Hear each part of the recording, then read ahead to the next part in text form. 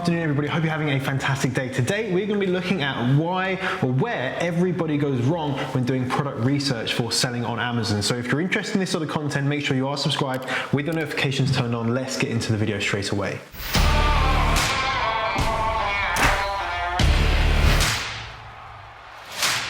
Welcome if you're new here, welcome back if you're not. My name is Jonny Bradley. I'm founder of the Seller Pro Academy, where we help ordinary people create extraordinary things, just one product at a time. Now, today, I'm going to be going through the three biggest things that I believe are stopping people and hindering people from finding products to sell on Amazon.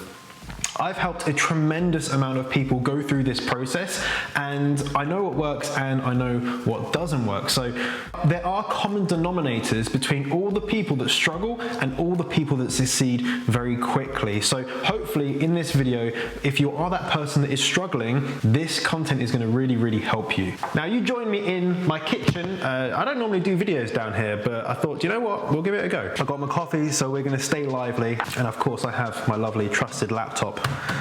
If you're thinking about selling on Amazon, then you've probably looked at videos online like how to find products to sell on Amazon. You might have seen them on my videos. You might have enrolled in one of my training programs, or you might have bought my book and you might be looking at exactly this. Because when you start to sell on Amazon, when you want to start private labeling, product research is a huge part of the upfront work, is making sure that you can find a product that is going to make you money. And a few things can happen here. First of all, you can just get hung up on a few things like the numbers, which we're going to talk about. But also you can get stuck in this analysis paralysis state where you're constantly looking at the products that you're finding and thinking, oh, well, that's not good enough. That's not perfect. So I'm going to skip that one. I'll come back to that another day, and you never come back to it. Or you just always think, oh, there's going to be something better out there. You never take action and you never actually follow through with any of the products that you find. The other thing that can happen is that people just don't know what they're looking for. And this kind of comes back to the first point, which is being too numbers focused. So whilst it's very important that you understand the metrics and you understand that, yes, people need to be buying the product every single day, you don't want to have super high competition. These are just metrics, they're numbers. Just like how you may be working for a company at the moment, you don't want to be treated like a number. Don't let your product research be treated like a number, like a cog in the machine. There's a grand plan to the whole thing, and you need to look at it from a different perspective, and that is from the customer's perspective. So the first thing that I need you to do, if you've started or if you haven't started, this is the first thing regardless, is you need to have a perspective shift. All right, I'm just editing this video, and the audio is unfortunately really bad, and I had some issues with it. So please forgive that. Please understand that I will be better for you, but hopefully you still get value out of the video. Back to it now. And what you're going to be doing is taking off the hat of the business owner, and you're going to be putting on the hat of the customer. Everything you do with product research, you need to be approaching it from the customer's point of view. Of course, you're still going to be looking at the business facts. You're going to be looking at the numbers, the profit margins, all that sort of stuff. Yes, of course, you're going to be looking at those things. And you will be considering the numbers as well, but the majority of your time needs to be spent from the customer's perspective. The first thing you need to do is you need to find something with high sales. If it doesn't sell, there's no point selling it. Most businesses fail because they can't get enough customers, and the beauty of selling on Amazon is that we can analyze what customers are actually buying products. We can see huge data about products that are selling well and products that are selling badly. So of course, you don't want to sell a product that sells badly. You want to sell a product that sells well, so we don't suffer from our business closing for not having enough customers. The next step is finding a gap in the market. And finding a gap in the market is a term, it's a phrase that is flung around like nobody's business. Let's define a gap in the market. A gap in the market is a place where the customers are currently not being served. So to see where that gap in the market is, we need to take that perspective shift so we can understand where it is from a customer's point of view. Now, I believe there's three ways that you can do this. The first, I believe, is just trying to think like a customer. Think about why the customer is buying that product in the first place. Every single person that went to go buy something on Amazon first thought about buying it and thought about a reason for buying it. They may be sitting on their sofa going, oh, I need to buy this. Why is that? You need to get into that mentality and understand why a customer is wanting to buy a product from their perspective, not from your perspective, from their perspective. What happens is you start to see it from a different angle. I heard a great podcast and they were talking about a burger restaurant, and a burger restaurant owner was asked, who are your competition? And they said, oh, we've got, let's just say GBK, or we've got Burger King, we've got these other burger restaurants. But actually, from the customer's perspective, then that's not their competition. Their competition is all the other restaurants in the area, going to Tesco's and buying food and eating it at home, getting a takeaway. There's so many other avenues that you'll go down as soon as you start shifting your perspective from the business owner mentality of all my competition are other burger restaurants to the customer mentality of I'm hungry and I want food. The second thing you can do is just look at the reviews of the customers for the existing sellers, the existing products, and try to find a need that is currently not being fulfilled.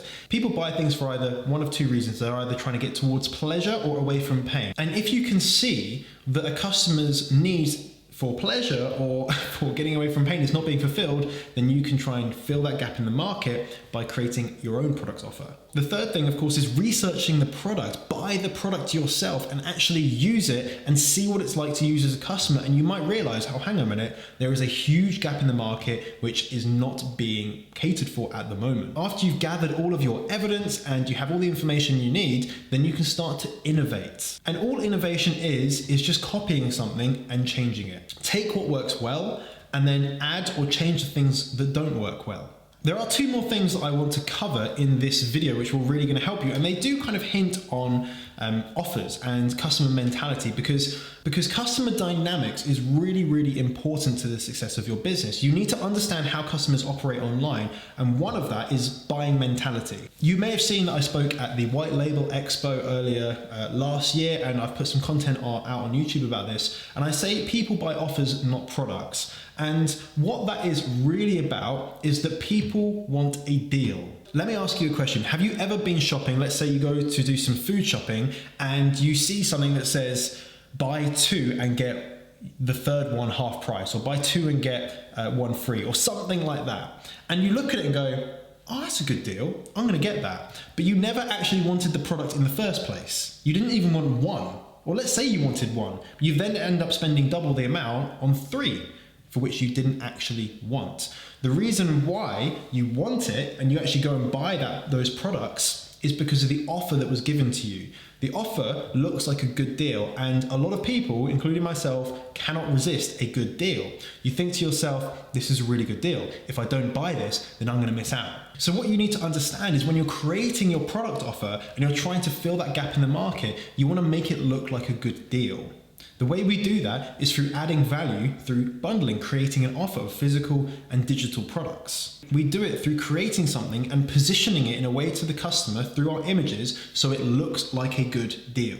Because here's the thing, it may be an incredible deal, but if you can't communicate it to a customer, they won't perceive it as a good deal and they'll just pass you by and buy someone else's product. If you have a good deal, you need to position it in that way. You need to use the right terminology. You need to use every picture to the best of your ability to communicate why it's such a great deal. And when that happens, you will convert more people to buy your product rather than buying your competition's products. And this is quite interesting. I did a little bit of research on this, and Black Friday, right? Black Friday is when you would think that there's going to be loads of deals that are the lowest prices that you've ever been able to buy these products for, ever. However, some research was done on this, and it was found out that most items discounted on Black Friday can be found cheaper at other times in the year. It's just because it's Black Friday and people feel like they're getting a good deal that they buy more. It's all just to do with marketing and playing on the sense of someone wanting a good deal. Everyone wants a good deal. No one wants to pay over the odds for anything ever. And if you understand this as a business owner, it will make it a lot easier not only to create your offer, but then market it and get it out there and make it successful. The other thing that is linked to this is that people buy expectations, not products. This is linked back to something called buyer's belief. And this is the belief that if the product is going to work for me, I will buy it. If the product will not work for me, I am not going to buy it.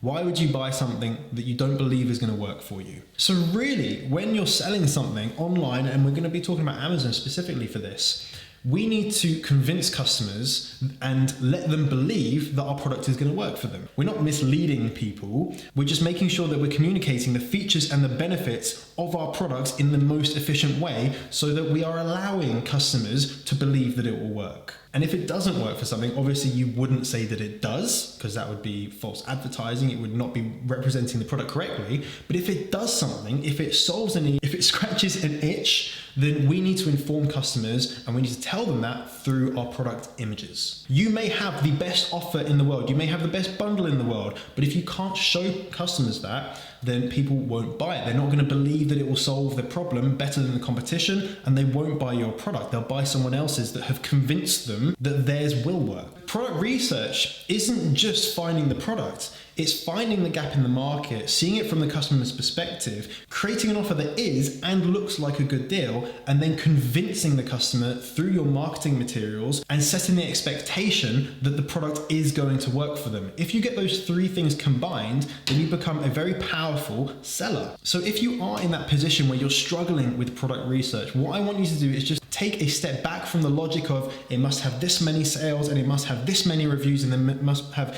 this much star rating. We don't worry about that sort of stuff. Yes, it's important, but it's the tip of the iceberg on what we're actually trying to assess. The bulk of it is, why are customers buying this product? Is there a gap in the market which is currently not being fulfilled by your competition? How can you fulfill that need? How can you communicate that to your customers in an effective manner and win the sale? So if you do want to know more, I didn't have this there all the time. I went up and got it just now.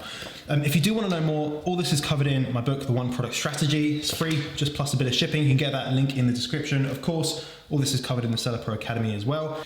There we go. You can look at that just there. There's me on the back. It's a book. It's got pages and stuff.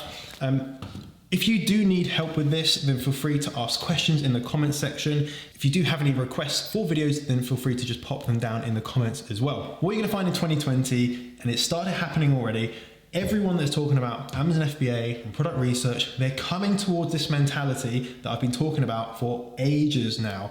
And they're waking up to the fact that you can't just sell random crap products, make a terrible brand, not fulfill a need, and then have a sustainable business. You may be able to make quick money and it will quickly go away, but nothing sustainable will ever happen. What I want for you guys is to find a gap in the market, to really put effort into it, to understand how customers actually operate online, and then provide them with a solution, provide them with a product or service and your company, your brand, which can serve them to the highest level possible. You create a proper company, you create something with longevity, and hopefully in a few years' time, you come back to me and you say, Johnny, I've made my first million. We now have a huge company and we have all these products and we're super successful. That's my goal for every single one of you guys that watch this video, every single one of you guys that buys the book, gets the training, or just emails me and asks me questions. If you have enjoyed this video, I'd love it if you hit the thumbs up button if you found it valuable. That really helps me out. If you do have any questions or you just want to give any feedback, leave it down in the comments. Subscribe, of course, if you're not already, with your notifications turned on. And remember, you're just one product away. Bye-bye.